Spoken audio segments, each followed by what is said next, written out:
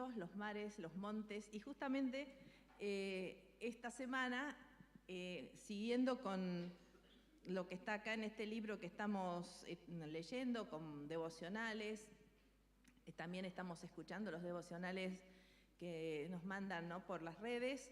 Realmente un tiempo donde toda la iglesia, muchos lugares de nuestro país, pensando en estas cosas, orando y clamando por nuestro país. No es casualidad que se haya puesto estos días en esta fecha, ¿no?, antes de las elecciones, un tiempo donde hay muchas voces en nuestra patria, voces de desaliento, voces de desánimo, voces de crisis, pero Señor, la voz del Señor es una voz de esperanza, una voz que es muy distinta a lo que podemos escuchar a nuestro alrededor, porque Él tiene la verdad, Él tiene la provisión, en Él podemos tener seguridad, y en estas cosas es las que estamos pensando. Esta semana el tema es montes de influencia. Y bueno, las montañas en las culturas antiguas eran consideradas un lugar de reunión, un lugar entre el cielo y la tierra, por lo que al estar en alto, como decía recién Guille, estar en lo alto, tenía un simbolismo religioso, ¿no? Subir a la montaña, entonces se hacían los altares, inclusive se construían los templos en esos lugares. Pero en las Escrituras, en la Biblia, los montes aparecen con frecuencia. Hay muchas referencias a los montes en la Biblia, y son lugares donde han ocurrido eventos muy importantes, tanto en la historia del Antiguo Testamento, la historia de Israel, como también hay montes en el Nuevo Testamento, ¿no? El Señor Jesús predicó sobre montes, hay muchas referencias y también mucho simbolismo acerca de esto, ¿no?, de subir al monte, inclusive en las canciones que cantamos, ¿no?, subimos al monte. Es lugares de manifestación y encuentro con Dios. Por ejemplo, por no mencionar algunos, Abraham ofreció a su hijo en el monte Moriah y en ese lugar demostró su fe a Dios, ¿no?, y selló el destino de las promesas para Israel. Moisés recibió la ley y el pueblo de Israel vio la grandeza y la gloria de Dios en el monte Sinaí, en el medio del desierto, y ahí vieron a Dios manifestarse. O, por ejemplo, cuando Josué condujo al pueblo a tomar la tierra prometida, Israel debió derrotar a 7 pueblos que estaban sobre montes fortificados. Hay una referencia a esto, si leyeron en la introducción para esta semana, en el libro habla de 7 montes, ¿no? Y nuestro pastor es un adelantado, porque ya, no sé si se acuerdan, a principio de año, él predicó sobre los significados de esos 7 montes. Así que si alguno quiere investigar un poquito más o quiere recordar esas prédicas, lo puede buscar en los videos que están en la página de la iglesia. Son del 5 y el 12 de febrero. Él habló sobre el significado de estos 7 montes. No sé si se acuerdan, y si no lo escucharon, es una buena oportunidad para enriquecer un poco más lo que significaban, lo que simbolizaban esos montes, de cosas que eran enemigos de la conquista. Ese era el título que él le había dado. Y también, bueno, en este libro que estamos siguiendo, dice, habla de montes que debemos conquistar, ¿no?, montes de influencia, y la definición que da acá el libro dice: son 7 esferas culturales que influyen sobre la manera de pensar y actuar de cada persona y establecen el clima espiritual de ciudades, naciones e individuos. Bueno, cuando a nosotros nos aparecen dificultades y tenemos que enfrentar vientos contrarios, tendemos a olvidar que Dios va delante de nosotros, ¿no? El pastor Salinas el domingo pasado decía que hay que creerle a Dios, ¿no?, sobre todo cuando estamos pasando momentos de prueba, momentos difíciles. Hay un episodio interesante en la historia de Israel. Durante el reinado del rey Ahab, o Acab, según la versión en que lo lean, este era un rey perverso, ¿no? Era un rey perverso. Sin embargo, en este episodio, él escuchó la voz de Dios. O sea, a pesar de cómo era, en algunos momentos le caía la ficha, ¿no?, y escuchó a Dios. En Primera Reyes, está todo el relato en el capítulo 20 de Primera Reyes. Yo voy a leer solamente algunos versículos. Primera Reyes 23, si lo pueden poner ahí, dice, un profeta, bueno, porque ellos estaban bajo un asedio, venía el rey de Siria, que era el país que estaba en el norte, y siempre tenían enfrentamientos con este país, con estas invasiones y demás. Entonces, viene el rey de Siria con un ejército bastante grande, amenazando, bueno, con invadir, con apropiarse de todo.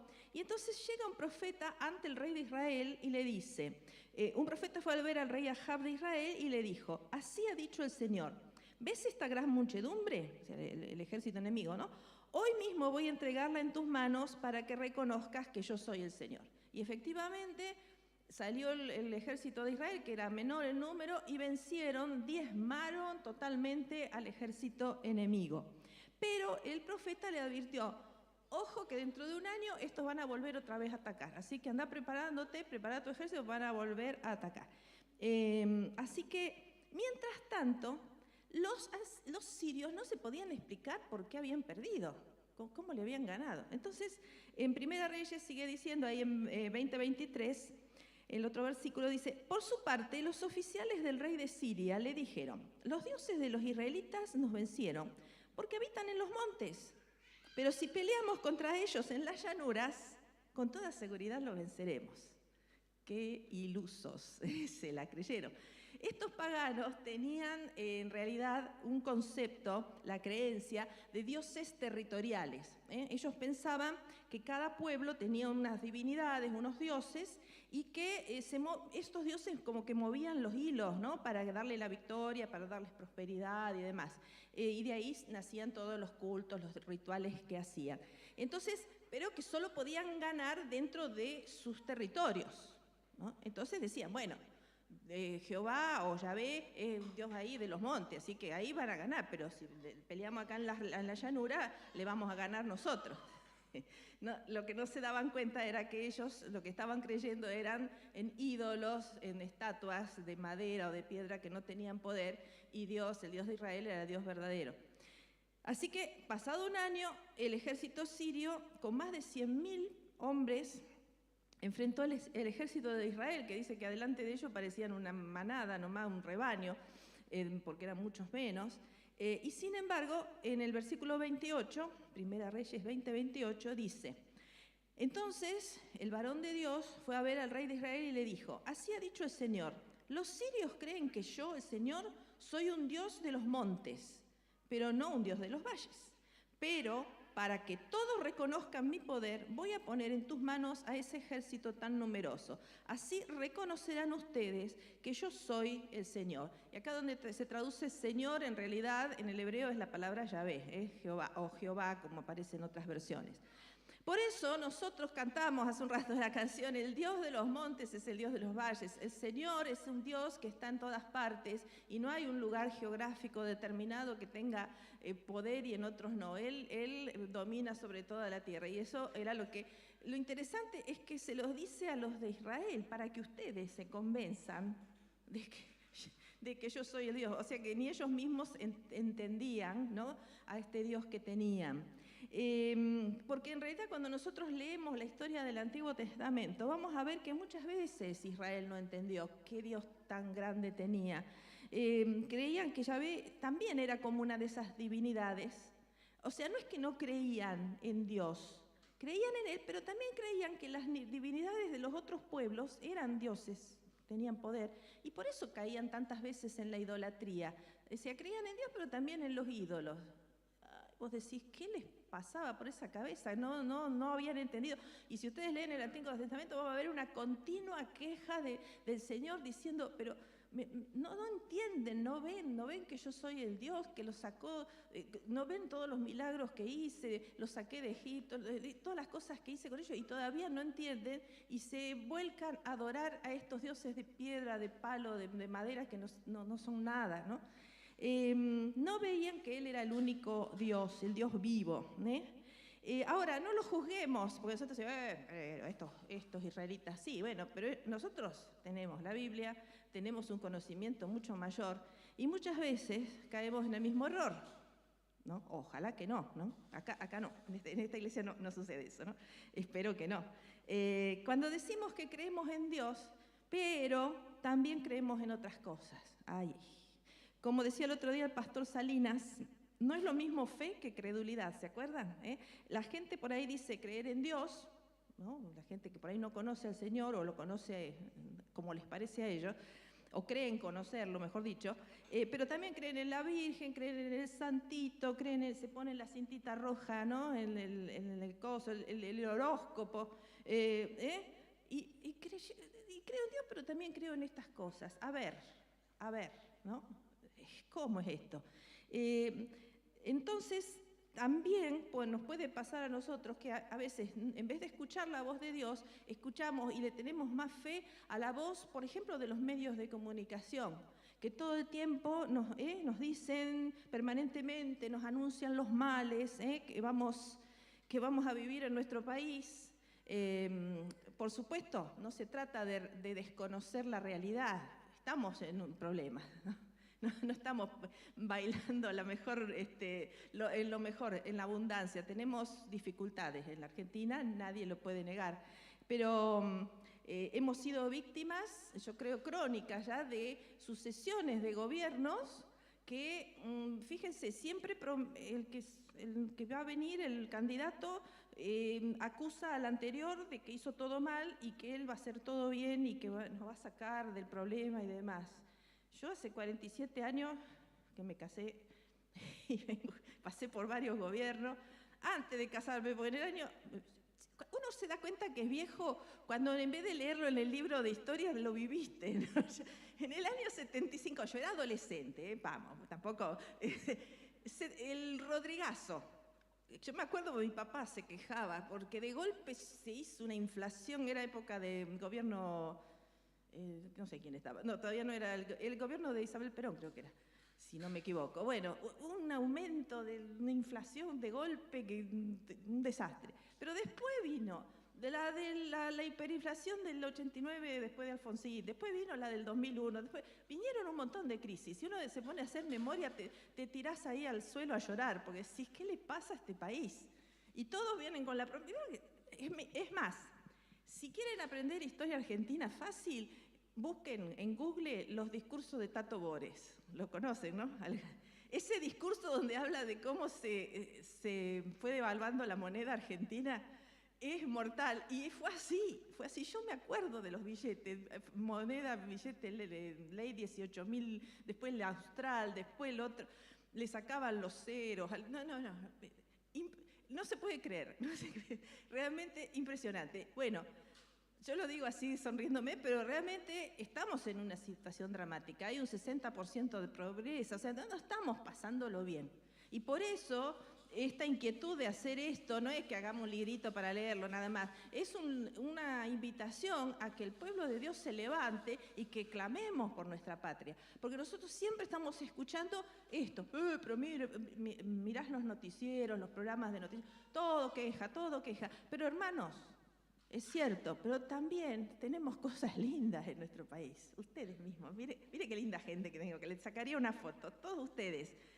Gente buena, gente que hace cosas buenas. ¿Por qué no muestran gente que también hace las cosas bien? No, siempre muestran el ladrón, el asesino, el delincuente. Mostrá también el maestro, el médico que está haciendo hay inventos, cosas para bendecir a la gente que ayuda, gente que es solidaria. Tenemos eso también, porque si no parece que fuéramos un desastre. Y bueno, no somos ni mejores ni peores que cualquier otro pueblo. Pero es cierto que hay dificultades. Pero no nos dejemos convencer por esos discursos, porque nosotros somos hijos de Dios y tenemos que ver las cosas desde la perspectiva, no desde abajo. Miremos la perspectiva desde Dios y van a ver cómo nos cambia el discurso y cómo nos cambia la historia. ¿A quién le creemos entonces? ¿A un político que promete una solución mágica? ¿A una ideología? ¿O ponemos nuestra confianza en este Dios de los montes y de los valles, al Dios de los imposibles, al Dios que vence toda batalla y que nos promete cuidar de nosotros como un padre vela por sus hijos?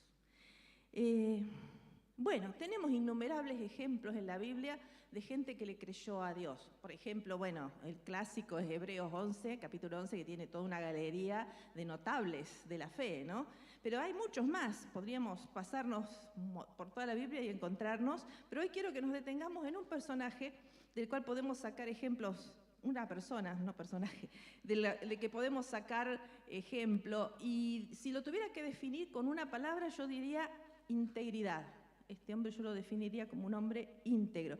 Y es Caleb. Caleb. Este Caleb era un joven de 40 años aproximadamente que junto con su pueblo eran esclavos en Egipto y sale de Egipto liderado deja la esclavitud liderado por Moisés. El pueblo fue conducido por el desierto, ya conocemos la historia, y después de un trayecto, durante un par de años, ellos quedaron al pie del monte Sinaí, donde recibieron la ley, hicieron el pacto con Dios de ser el pueblo de Él, ¿no? Construyeron el tabernáculo, el arca de la alianza. En esos 2 años, Dios los instruyó, le marcó el perfil de ellos como pueblo elegido, pueblo santo, instituyó el sacerdocio, les dio las pautas de cómo era el culto, cómo tenía que ser la vida de ellos y estableció una comunicación profética con ellos a través de Moisés. Y de ese lugar partieron, estaban en la península de Sinaí, parten y se dirigen hacia la tierra prometida. O sea que estuvieron a punto de entrar. Si tomamos desde que salieron de Egipto hasta que llegaron a Cades Barnea, que era una región que estaba al sur de lo que es hoy Israel, digamos que 2 años, 2 años y medio, 3, ponele, hubieran podido entrar. En ese tiempo hubieran podido entrar a la tierra prometida. Sabemos que la historia no fue así, ¿no? Y ahora vamos a ver por qué. Cuando estaban en este lugar, Cades Barnea, Moisés manda a 12 líderes, uno por cada tribu, a hacer una tarea de espionaje en la tierra que iba a ser de ellos, en la tierra de Israel, para reconocer el territorio. Y entre estos 12 iban Caleb y Josué. Bueno, estuvieron estos hombres 40 días recorriendo el lugar, reconociendo, y cuando volvieron, dieron primero un informe positivo. O sea, trajeron un racimo que lo tenían que llevar entre 2 en un palo, un racimo tremendo. Realmente una tierra que fluía leche y miel. Para decir ellos, a mí la miel más o menos, pero la leche no me gusta mucho, pero para ellos es leche y miel, era wow, era un lugar que tenía abundancia, que tenía prosperidad, que era lo que Dios les había dicho, de lo que Dios les había prometido. Así que hasta ahí veníamos bien. Pero después 10 de estos hombres presentaron un panorama desalentador, manifestando que la tierra era imposible de conquistar. Y vamos a ir al libro de Números, en el capítulo 13, versículo 27-29, dice, estos hombres también dijeron, nosotros llegamos a la tierra a la cual nos enviaste. Esta ciertamente fluye leche y miel, y aquí tiene sus frutos. Pero la gente que habita esa tierra es fuerte, y las ciudades son muy grandes y fortificadas. Además, allí vimos a los hijos de Anac. Los hijos de Anac eran una raza de gigantes que había. De ellos descendió después Goliat, por ejemplo, el que peleó con David. Pero bueno, eran hombres fuertes, no solamente grandes de estatura, sino aguerridos, fortificados. O sea, no era fácil pelear contra estos, ¿no? Además estaban los amalecitas que habitaban el Negev, los hititas, jebuseos y amorreos habitan en el monte y los cananeos habitan junto al mar y en la ribera del Jordán. O sea, había pueblos ahí bravos, ¿no?, que había que vencer. Con sus palabras desmoralizaron a todos. Generaron tal conmoción que el pueblo cayó en pánico. Hasta se rebelaron y querían volverse a Egipto. Vos decís, pero para un poco. ¿Qué querían? ¿Que los egipcios los recibieran con rosas? No sé, querían volver a ser esclavos. Bueno, solo Josué y Caleb manifestaron en contra de estas opiniones y exhortaron al pueblo. En Números 14, del 7 al 9, dice que Josué y Caleb les decía a la gente, la tierra que recorrimos para explorarla es una tierra sumamente buena. Si el Señor se agrada de nosotros, Él mismo nos introducirá a esta tierra y nos la entregará. Es una tierra que fluye leche y miel, así que no se rebelen contra el Señor, ni tengan miedo de la gente de esta tierra.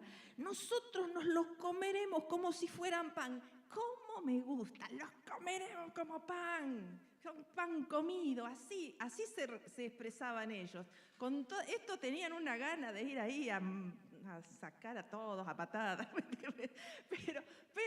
pero bueno, no los escucharon. No tengan miedo, que el Dios que los protege a estos se ha apartado de ellos y con nosotros está Jehová, está el Señor.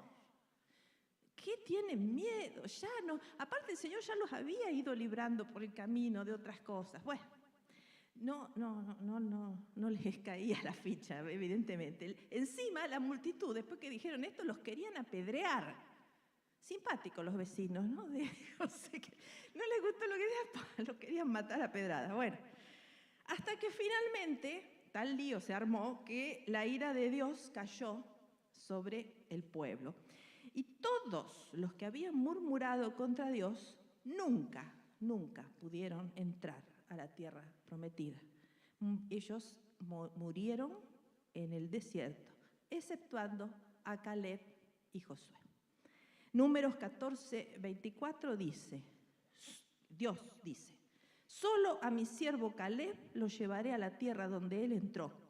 A él y a su descendencia les daré posesión de la tierra, porque en él hay otro espíritu y porque él ha decidido seguirme.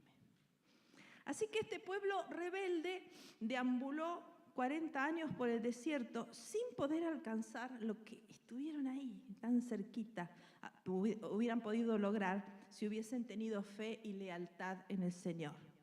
La verdad, qué tristes son las consecuencias de escuchar voces de derrota, esas voces de desaliento, de desesperanza.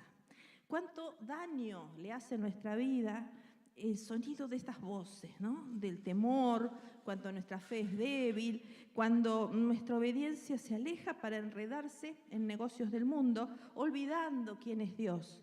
Eso pasa cuando no nos ocupamos de conocerlo, porque el problema que tenía este pueblo era que no conocían a Dios.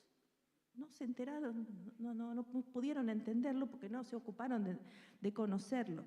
Cuando preferimos llenar nuestras horas con otras cosas, con otras motivaciones, otras opiniones, cuando el sonido de nuestros propios pensamientos es más fuerte que la voz de Dios, pasan estas cosas. Ante el menor problema surge este desaliento que nos lleva, en vez de lograr y enfocarnos en las promesas de Dios, llenarnos de miedo, de angustia, de ansiedad, de estrés. Bueno, pasaron 45 años de este episodio. Moisés y toda su generación murieron. Y los que eran niños en aquel entonces y adolescentes, y que ahora eran adultos, era una nueva generación que ya no tenía mentalidad de esclavo, sino mentalidad de conquista. Ellos siguieron a este nuevo líder, que era Josué, y finalmente tomaron la tierra que Dios le había prometido, ¿no? Vencieron a estos pueblos y pudieron conquistar la tierra. Y acá de nuevo aparece Caleb. Caleb, la vamos a buscar ahora esto en Josué, hoy los estoy paseando por varios libros de la Biblia. Josué 14, del 6 al 14, dice así: los hijos de Judá fueron a Gilgal para ver a Josué. Y Caleb, hijo de Jefune, el kenisita. Kenisita era una etnia de la cual descendía la familia de Caleb, ¿no? Él le dijo: tú bien sabes que el Señor le dijo a Moisés, el varón de Dios, en Cades Barnea, en cuanto a nosotros. Cuando Moisés, el siervo del Señor, me envió a reconocer la tierra, yo tenía 40 años. Y a mi regreso le di las noticias, según mi sentir. También sabes que los hermanos que me acompañaron desanimaron al pueblo, pero yo me mantuve fiel. Ay, gracias. Ahí andaba soplando. Gracias. Yo me mantuve fiel al Señor mi Dios. Ese día Moisés hizo este juramento: la tierra donde has puesto el pie será tuya, será la herencia perpetua de tus hijos, por cuanto seguiste con fidelidad al Señor mi Dios. El Señor me ha dado 45 años más de vida, tal y como Él se lo dijo a Moisés cuando Israel andaba por el desierto. Así que ahora tengo 85 años. 85 años. Pero aún me siento tan fuerte como el día que Moisés me envió a reconocer la tierra. Tengo fuerzas para pelear y para salir y entrar. 85 años. Yo quiero la unción de Caleb. Siempre lo dije. Yo quiero llegar así a los 85 si es que vivo hasta esa edad. Por lo tanto, te pido, miren la actitud. Esta es la actitud, gente. Vamos. Te pido que me des este monte. Y en la otra versión dice, dame este monte. Y dámelo, es mío. Me lo gané. Pues del cual habló el Señor aquel día. Tú eres testigo. Aquí viven los anaquitas. Los anaquitas son los gigantes, esto que decíamos recién. Y tienen grandes ciudades fortificadas. Pero con la ayuda del Señor puedo vencerlos y echarlos de esta tierra. Entonces Josué bendijo a Caleb, hijo de Jefune, el kenezita, y como herencia le dio Hebrón, que es la región donde él vivió hasta el día de hoy. Hasta el día de hoy es su herencia, porque siguió fielmente al Señor, el Dios de Israel. A mí me encanta esta historia, porque la actitud de él se bancó 45 años con un pueblo, porque él podría haber dicho, sí, me voy, los dejo, me quisieron apedrear estos desgraciados, yo agarro, me voy, los dejo, me agarro mi tierra. No, él se quedó con su pueblo, se bancó, él no tenía la culpa, pero se tuvo que bancar los 40 años, eso dando vuelta alrededor del desierto. Él amó a su pueblo, ¿no? Un poco también un buen ejemplo para nosotros. Amemos a nuestro pueblo, ¿no? Amemos a nuestro pueblo. Y a veces tenemos que sufrir, no por culpa nuestra, a lo mejor, las cosas que está sufriendo el pueblo. Pero bueno, somos parte de eso. Y nuestro destino también está en el lugar donde estamos viviendo. Bueno, y él siguió defendiendo cuando tuvieron ataques y demás, los defendió a su familia y se tuvo que soportar. Pero él se agarró de la promesa que tenía y él sabía que Dios un día la iba a cumplir. Y así fue. En ese tiempo estaban repartiendo las tierras conquistadas por sorteo. A cada tribu le iba tocando un terreno.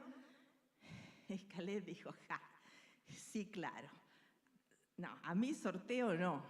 A mí sorteo no. A mí me prometieron la tierra que habían pisado mis pies, ese territorio de Hebrón. Esperé 45 años, la promesa era para mí, para mi descendencia. Yo quiero la tierra que el Señor me prometió. Así que ahí fue el momento de ir y reclamar. No me importa que haya gigantes, no me importa que tenga 85 años, yo voy a ir y voy a conquistar aquello que Dios me dijo. Dame ese monte. Si Dios está conmigo, nada podrá oponerse.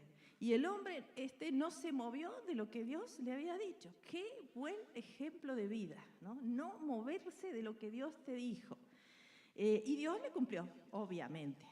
Siempre pasa eso, es una historia que se va a repetir en muchos casos y espero que en nuestra vida también. Ahora, ¿cuáles eran las cualidades de Caleb? A ver si está la otra, ahí está. Bueno, fe. Obviamente, ¿no? Desde el primer momento él le creyó, tomó la palabra y la creyó y siguió fiel a esa palabra. ¿Por qué? Porque él conocía a Dios, él sabía en quién creía, él no pensó que Dios era una divinidad de esas que... No, él sabía que era el Dios vivo, el Dios verdadero, el Dios de poder. Paciencia, esperó todo este tiempo que hemos mencionado recién, ¿no? Firme convicción porque él conocía su propósito. Él estaba convencido porque él sabía cuál era el propósito de su vida, lo tenía bien claro. Una fortaleza que estaba basada en la fe y que se tradujo también en fortaleza física. Porque, hermanos, a veces yo me admiro, ¿no?, de gente que por ahí nuestro cuerpo se va desgastando. Así, la vida es así. Sin embargo, hay gente, inclusive personas bastante mayores, bastante ancianos, que vos lo ves con una pila y con una garra y con una garra. Y vos decís, y a lo mejor sí, anda chueco, anda medio con el bastón, anda con el... Pero, amigo, tienen una fe, una cosa... Nosotros en la Unión Evangélica teníamos a la señorita Krieger. La señorita Krieger, había un hermano que decía, no se crean que es señorita porque es joven, es señorita porque nunca se casó. Murió a los 90 y pico de años. Era misionera para los niños, misionera del LAPEN, que era la Liga Argentina de Evangelización del Niño. Yo la vi, tuve el honor de poderla ver predicar. otro que Caleb, te hacía, levantaba los bancos, te aseguro, sabía de Biblia, tremendo, un amor por los chicos. Y bueno, poco tiempo antes de morir publicó unos cuentos para niños, o sea, hasta el último momento una persona fiel al Señor, que amó el ministerio que ella tenía. Acá tenemos una que viene. Esta chica nos quiere hacer la competencia, porque se acerca siempre acá a la plataforma, esta nena va a ser predicadora. Dios la bendiga. Pero bueno, tremenda mujer, y así yo he conocido a algunos que realmente, en Neuquén tuvimos también, ya que estamos hablando de estas señoritas, la señorita Nietzsche, algunos no sé si la conoció, era la misionera del APEN acá, en la zona, también hermosa persona, ella trabajó por los chicos, se iba por todas las iglesias haciendo publicidad de lo que era el evangelismo hacia los niños y enseñando cómo hacerlo. En las iglesias ella organizaba los grupos que íbamos a las horas felices, nos enseñaba cómo hacer, cómo dar las clases y demás. Se enojaba con esos que decían que a los niños no hay que predicarles. Hay cada uno. Y bueno, y iba con un fervor. Así que hay gente con muchas dificultades a veces que los vemos que le dan con todo, porque más allá de lo que pueda pasar con nuestro cuerpo, con nuestras circunstancias, hay una fuerza que viene de Dios que va por encima de todas estas cosas. Y yo la quiero, ¿eh? ¿Ustedes? Amén. Y bueno, obviamente valor, ¿no? Para soportar y para enfrentar todas estas cosas. Y estas cualidades le permitieron conquistar la tierra. Pero primero dice que tuvo que expulsar a los anaquitas, a estos gigantes, ¿no? Porque primero siempre hay que sacar las malas influencias, correrlas, sacarlas del medio y saltar los obstáculos.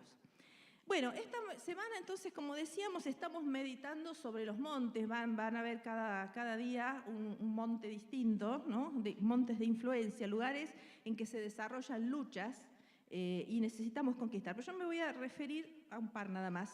Uno es la familia. Ya hoy, el devocional de hoy, los que lo escucharon, hablaba de esto. Vivimos tiempos en los que la familia está bajo ataque, ¿no? Estamos recibiendo el peor ataque en toda la historia, creo yo, ¿no? Hay disolución, situaciones extremadamente graves de violencia, ¿no? De dramas. Y sin embargo, para seguir con esto de pensar en lo bueno, también tenemos también, y lo vemos en nuestra iglesia inclusive, testimonios tremendos de cómo Dios restaura familias que estaban destruidas, prácticamente destruidas, ¿no? Dios restaura, levanta familias, levanta matrimonios, levanta relaciones entre padres e hijos que estaban rotas. Es tremendo, ¿no? Dios repara, Dios restaura. Ahora, si tu familia está bien fundamentada en Cristo, dale gloria a Dios. Si acá tenés una familia que está bien fundamentada en el Señor, dale gloria a Dios. Y no dejes de orar por ellos, ¿no? No dejes de orar y de esforzarte por bendecirlos.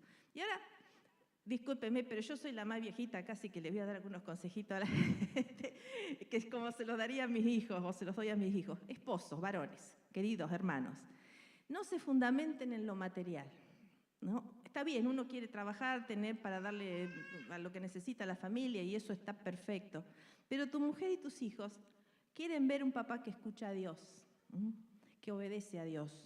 Un papá que está presente como padre, como guía, pero también que ellos te vean en la casa de Dios. No cometas el error de quedarte en casa. El fútbol es lindo, ¿no? Les gusta a los muchachos, sí. Hay alguno que no le gusta el fútbol acá. Pero si tu hijo ve que te quedaste, no viniste a adorar al Señor porque te quedaste viendo el partido, ¿qué le estás enseñando? No critico que miren el fútbol, mírenlo, pero ojo, ¿cuándo lo miran? ¿Sí? ¿Se entiende, no? Nadie dice amén acá, che. Las chicas, aunque sea, digan. Bueno. Porque yo lo digo así graciosamente, pero hermano, ahora lo digo en serio. ¿No te imaginás cuánto daño te haces a vos mismo y le haces a tu familia, a tu esposa, a tus hijos?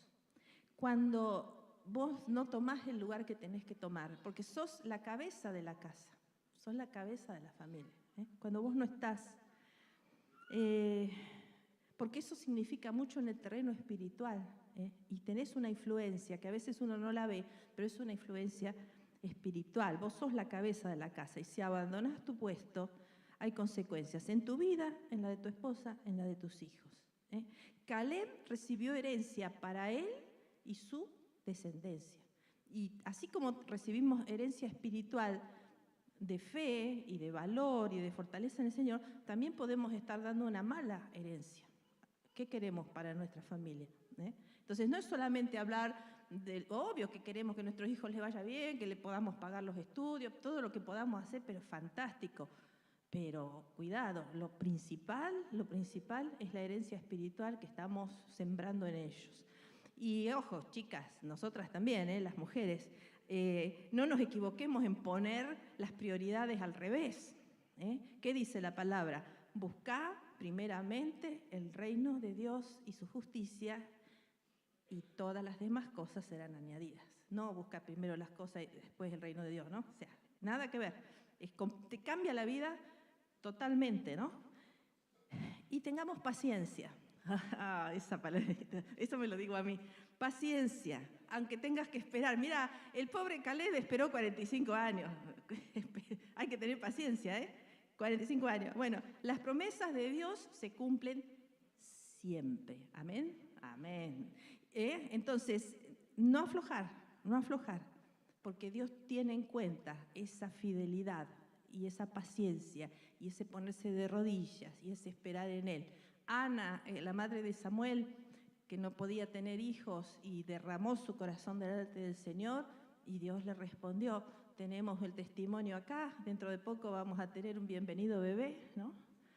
¿Cuántos esperaron los chicos? 12 años, ¿no? Sammy y Solcito, y ese bebé viene, esperaron y el Señor respondió. Y hemos escuchado hermosos testimonios acá de cómo tras la espera el Señor ha cumplido. Entonces, paciencia.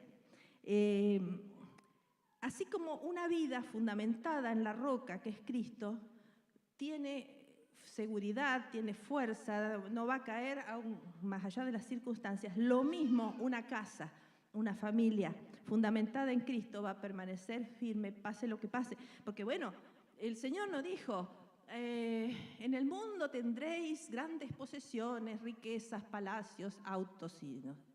Ojalá, por ahí alguno puede ser que lo tenga. ¿Qué dijo que íbamos a tener? Aflicción. No hace mucha publicidad el Señor, ¿no? Si estuviera una... Miren que Durán Barba dice, pero dice, si vos le estás diciendo que van a sufrir, no te van a votar. ¿No lo escucharon? Bueno, entonces Jesús dice que tenemos aflicción. Y eso me dice, pero yo he vencido al mundo. Bueno, amén, amén. El Señor, pero sí, porque pueden pasar cosas, somos seres humanos, estamos sujetos a un montón de situaciones, pueden venir problemas, enfermedades, perder un ser querido. ¿A quién no le pasó alguna de estas cosas? Podemos tener situaciones complicadas en la familia, en el trabajo, por supuesto, pero está el Señor, no nos olvidemos de eso. Entonces, mantener tu familia centrada en el amor de Dios, ese amor de Cristo que mantiene la unión, una familia en que las peleas, las agresiones son cambiadas por la paz de Cristo, donde hay unidad, donde hay abrazo, donde hay contención, donde los hijos, aunque sean grandes, pueden venir a tu casa y decir, che, vieja, mira, orá por mí, viejo, me está pasando esto, y sabe que tiene un lugar de refugio, ¿no? Porque no solamente, siempre hablamos de los chicos chiquitos, ¿no es cierto, Amelia? Ahí hay una mamá que oró por un muchacho que está ahí sentado al lado de ella. Bueno, eso es, aún cuando sean grandes. Mi mamá dice que yo soy su bebé. Y bueno, ¿qué va a hacer? Sí, soy la madre. Tengo 66, imagínense. Bueno, pero mis hijos también son mis bebés y son grandotes ya.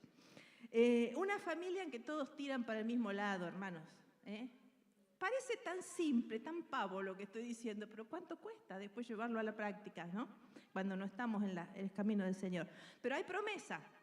Hay mucho, pero para decir una de ejemplo, Salmo 128 dice en los primeros versículos, dichosos todos los que honran al Señor, dichosos los que van por sus caminos, Dichoso serás y te irá bien cuando te alimentes del fruto de tu trabajo. En la intimidad de tu casa, tu esposa será como una vid con muchas uvas.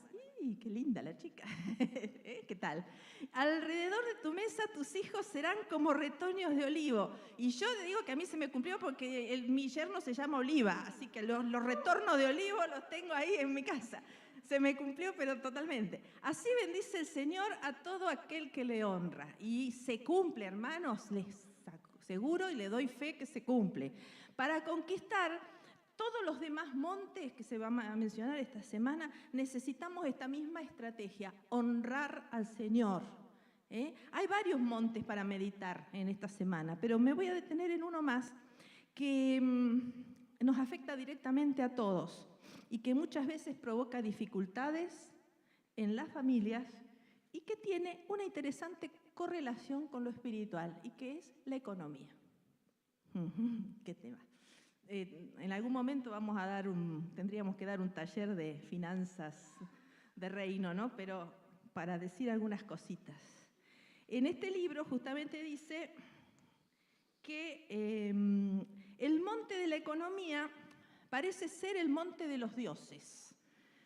Toda la realidad humana parece estar determinada desde allí. Cuando se observa la cumbre podemos ver codicia, falta de reglas claras, inseguridad, injusticia, etcétera, etcétera, ¿no?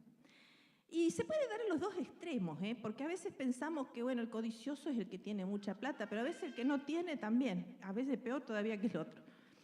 Porque el amor al dinero no necesariamente es porque tenga mucho, a veces también se da en el que tiene poco. Jesús predicó en un monte, justamente el Sermón del Monte, y uno de los temas, ese Sermón del Monte, Mateo 5, 6 y 7, esos 3 capítulos, si uno los lee y los pudiera llevar a la vida práctica, nuestro carácter sería el carácter de Cristo, porque dice muchas cosas que a veces decimos, wow, para cumplirlas y poderlas vivir de esa manera. Y uno de los temas que toca justamente es lo económico, y da algunas cosas. Dice, no acumulen ustedes, Mateo 6, 19, no acumulen ustedes tesoros en la tierra, donde la polilla y el óxido corroen, y donde los ladrones minan y hurtan. Por el contrario, acumulen tesoros en el cielo, donde ni la polilla ni el óxido corroen y donde los ladrones no minan ni hurtan. Pues donde está tu tesoro, allí también estará tu corazón. Esto no es ni doctrina de la prosperidad ni voto de pobreza. Esto es hacer lo que tengas que hacer, trabajar, si podés tener un mejor trabajo y podés estar mejor, bienvenido sea y gloria a Dios. La bendición de Dios es la que enriquece y no trae tristezas con ella. Pero, ¿en dónde tenés tu corazón es el asunto? ¿En dónde tenés tu corazón? ¿A qué le estás apuntando? Ahí es lo que Jesús quiere tocar, no tanto si tenés o no tenés. Otro, en el mismo capítulo, versículo 24, nadie puede servir a 2 amos, pues odiará a uno y amará a otro, o estimará a uno y menospreciará al otro. Ustedes no pueden servir a Dios y a las riquezas. Más claro, imposible, ¿no? No necesita mucha explicación. Y por último, el versículo 31 al 33. Por tanto, él viene hablando, dice que Dios alimenta a las aves, las flores y demás, ¿no? Entonces, no se preocupen ni se pregunten qué comeremos o qué beberemos o qué vestiremos, porque la gente anda tras todo esto, pero su Padre Celestial sabe que ustedes tienen necesidad de todas estas cosas. Por lo tanto, busquen primeramente el reino de Dios y su justicia y todas las cosas les serán añadidas. Amén, ¿no? Es así. Y bueno, tenemos mucho más. En la Biblia, libro de Proverbios. Ojalá los economistas leyeran el libro de Proverbios, porque hay consejos ahí. Un libro escrito hace 3000 años, pero parece que lo hubieran escrito ayer. Escrito por el sabio Salomón, que por algo tiene ese título de sabio, ¿no? Consejos que da, porque habla. Acá el Señor no está diciendo, bueno, sentate a dormir la siesta que te van a venir las cosas añadidas. No. Se refiere a la actitud, a no estar ansioso, no estar estresado por todas las cosas materiales, sabiendo que del Señor viene la provisión. pero bueno, levántate y anda a trabajar, también no sea, el Señor me va a mandar, yo duermo acá y me va a caer maná del cielo. No se trata de eso. El libro de Proverbios habla mucho en contra de la pereza, dice que sí, mucho dormir, mucho dar vuelta, dice yo, y tu pereza vendrá, y tu pobreza vendrá al galope, dice.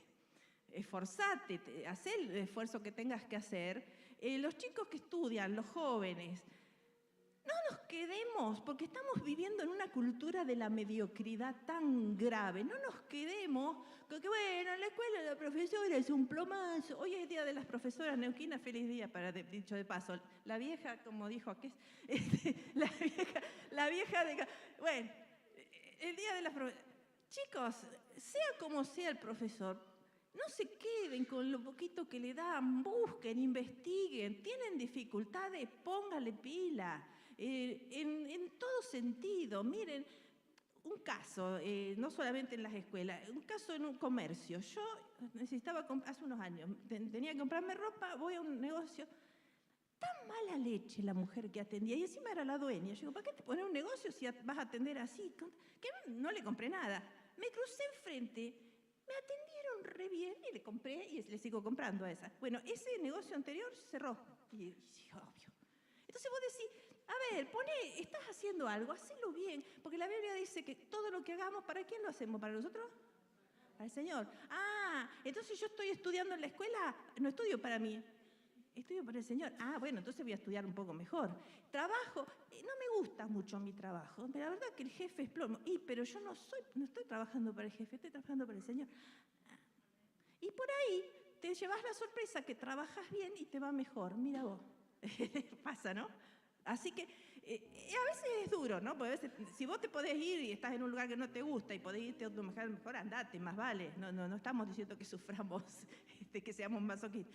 Pero hermanos, hay muchos consejos que son muy simples, pero que el Señor es el que nos guía para poder vivir de una manera mejor.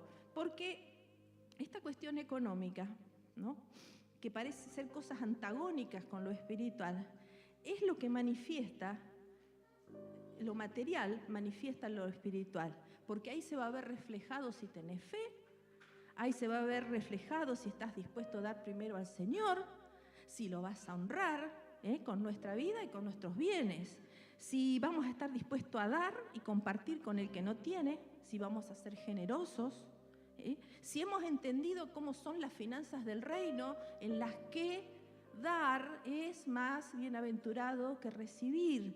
Entonces te vas a llevar la sorpresa de que vas a ver cielos abiertos también sobre tu economía cuando abramos nuestras manos, porque con los puños cerrados no se puede recibir la bendición. Y bueno, el monte más difícil, por último, ya estoy como el pastor, ¿viste? Que dice por último. Y bueno, somos discípulos. El monte más difícil somos nosotros. Quizás el más difícil de remontar y conquistar sea nuestra propia debilidad, nuestro propio ego y nuestro carácter. En los montes se construían altares y se hacían sacrificios, pero muchos en Israel ofrecían sacrificios a los ídolos y solo obtuvieron maldición y destrucción. Pero cuando hubo arrepentimiento, cuando hubo búsqueda del Señor, cuando se quemó en el altar todos esos otros amores, como dice la canción, y se dejaron de buscar cosas vanas, comenzaron a levantar altar al Señor, al Dios verdadero, bendición vino sobre sus vidas. Caleb venció y echó a los gigantes, conquistó la tierra que Dios le había prometido y la perpetuó como herencia para sus generaciones, porque fue fiel, porque fue íntegro, nunca dejó de creer, nunca dejó de esperar, porque estaba seguro en quién había creído, porque fue determinante en seguir en pos de Dios. La pregunta es, ¿cuál es el monte que a vos te toca, o a mí, ¿no?, nos toca conquistar? ¿Hay gigantes para derrotar en nuestra vida? Seguro que sí. Pero hay un Dios poderoso que está dispuesto a cambiarte la vida, a llevarte a otras alturas, porque Cristo en otro monte, en el monte Calvario, derramó su sangre y dio su vida venció la muerte y el pecado para llevarnos de gloria en gloria y de triunfo en triunfo. Él está en los montes y en los valles. No hay lugar en la tierra, no hay circunstancia en el mundo, no hay nada que lo pueda detener, no hay nada que no pueda ser conquistado cuando ponemos nuestra mirada en el Señor y nos movemos en la fe del que dio todo por nosotros. La pregunta es: ¿cuál va a ser mi actitud? ¿Cuál va a ser tu actitud? No seamos como esos israelitas que se asustaron, que dejaron que las malas noticias los llenaran de pánico y no pudieron ver la gloria que se estaban perdiendo. Renová tu fe. Hay promesas en la palabra. ¿Las crees? Amén. ¿Estás dispuesto a obedecer al Señor? ¿Estás dispuesto a conquistar? Hoy es un día para decirle al Señor: dame ese monte, como dijo Caleb. Cielos abiertos esperan a los que confían en Cristo, más allá de toda aflicción, porque Él ha vencido al mundo. Señor bendito, te damos gracias porque podemos saber que delante tuyo no hay monte que no pueda derribarse, no hay muro que no pueda caer, no hay circunstancia que no pueda ser vencida. Señor, sabemos de tu cuidado, sabemos que sos nuestro papá y que te ocupás de nosotros, te ocupás de nuestra vida. Sabemos que te importamos y te damos gracias por eso. Sabemos que vos tenés cuidado de nosotros y nos has dejado enseñanzas y promesas tan preciosas que las queremos todas, Señor, las queremos agarrar todas, las queremos tomar y conquistar. Danos, Señor, ese espíritu como el que tenían estos hombres que no dejaron que las cosas de la vida los apartaran de tener la mirada puesta en ti. Señor, que seamos una iglesia así. Señor, tenemos un monte en el oeste, que vos nos dijiste que tenemos que conquistar. Tenemos lugares en esta ciudad donde hay fortalezas de las tinieblas, pero la voz de Cristo es más fuerte que cualquier fortaleza. Tú, Señor, eres el que va delante nuestro. No somos nosotros, no son nuestras fuerzas, sos vos, Señor. Así como este Caleb creyó en ti, nosotros te decimos hoy también, Señor, que creemos en vos. Te bendecimos, Señor, en el nombre de Jesús. Amén. Ahora, hermanos, yo le voy a pedir